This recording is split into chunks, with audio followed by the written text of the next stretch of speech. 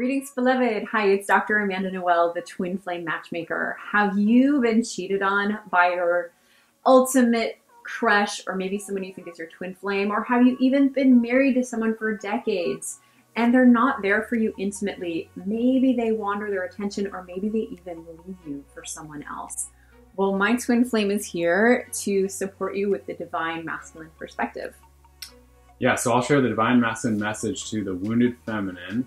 But at first I want to tell a story related to this. I was just speaking with one of my male clients, and I learned that he has this pattern in his relationships where he cheats. And I asked him what he desires in his romantic life, if he could have anything. And it was to have a relationship with a woman, a committed relationship, where he can hook up with other people, but she cannot. And so I got a bad feeling about that, as you can imagine. And asked him some more questions, and I asked him, if you expect for your woman to be fully open and vulnerable and committed to you, how is it okay that you don't give that back to her fully? And I helped him realize that there's this pattern where he sabotages the relationship because he's afraid of being fully intimate and vulnerable and going all into a partnership without having an exit strategy. So if you are a woman who's been struggling with a guy like this, and let's be really honest, there are a lot of men that have this desire to hook up with a lot of women and they want to keep their little woman at home. And it's happened throughout history. We have 3 tips for you to get out of the situation. So Jack's going to share 2 divine masculine tips, and then I'm going to wrap it up with the last and third divine feminine tip that will help you break through from abandonment, rejection, and being cheated on. So first off, I want to say, why are women choosing these men? Because if this guy can cheat and hook up with other women, then there's obviously, he has like multiple selections that he can choose from, and women are choosing these type of guys who are cheating, lying, and are out of integrity. So saying no to these men. Boycott them. B-O-Y, boycott them. Yeah, no more, hooking up with these guys for whatever reason.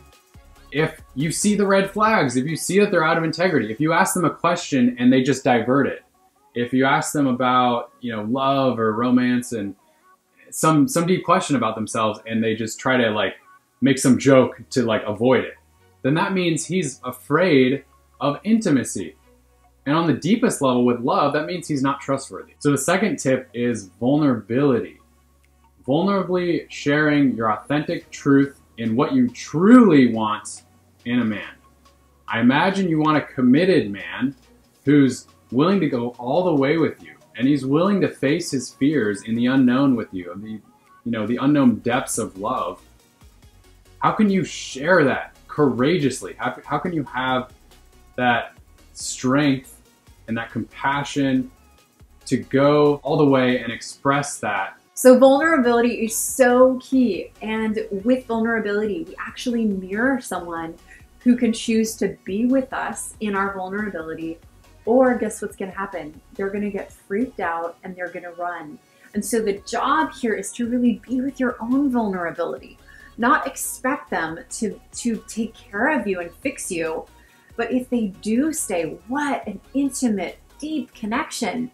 You're basically filtering out the guys that can't handle it and bringing in the ones who do. So there are men like Jack who can go there, who thrive. Don't you thrive off of vulnerability? Don't you love it when we're vulnerable together? Yeah.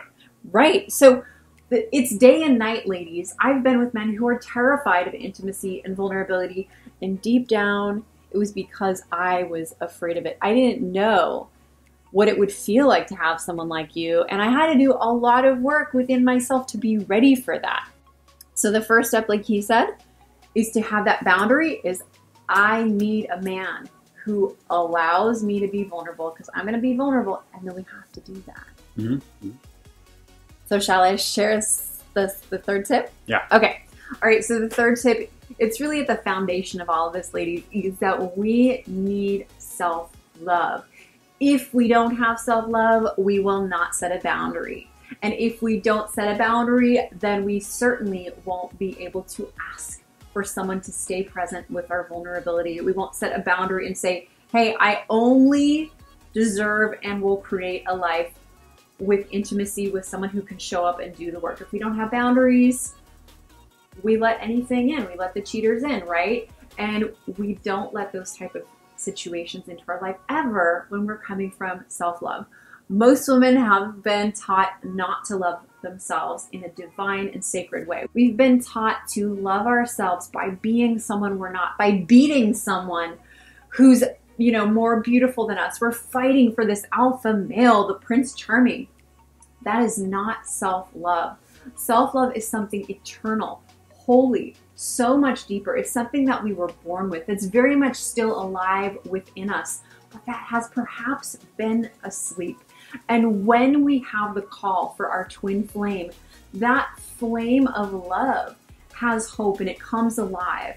My worst fear is that you would feel this love boiling up in you and then give it away to some cheater, someone that doesn't deserve it. Serve yourself first by falling in love with this beautiful being you are and claiming a partner who also knows his own beauty, his own power, who's comfortable with his own vulnerability, and who can hold you in the process. Don't you do all of that really well?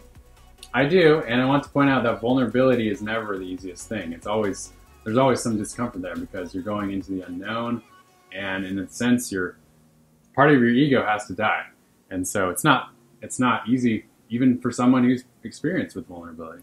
I think it would actually be kind of boring if it got easy. Yeah. It wouldn't be vulnerable if, you know, like, if we're okay, we got here, it's done, I feel completely comfortable with myself. There wouldn't be any edginess, right? Yeah. There wouldn't be that next level. So it's a good thing that it's still a little vulnerable to be with this guy. I feel vulnerable with you every day, actually.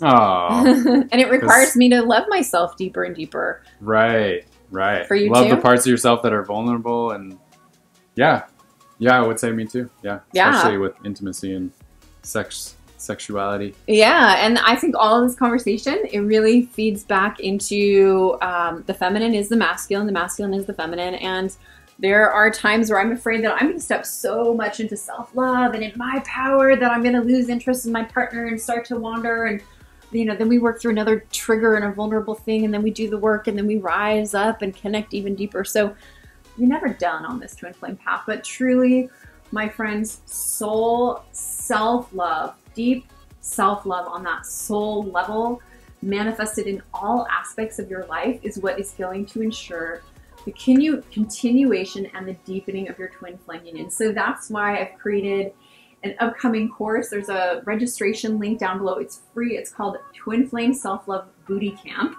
It's going to be the first phase, and then I'll be following up with a 3-part masterclass. So click the link to register below for Twin Flame Self-Love Booty Camp. We're going to be raising the vibes of self-love, and I'll be sharing 3 power tools to help you fall in love with yourself so you can manifest this type of material. Your version of whatever you truly want that mirrors your beauty. So thanks for joining us today. I had a lot of fun. Yeah. We did it. All right. Back to twin flames working together in love and light. Namaste.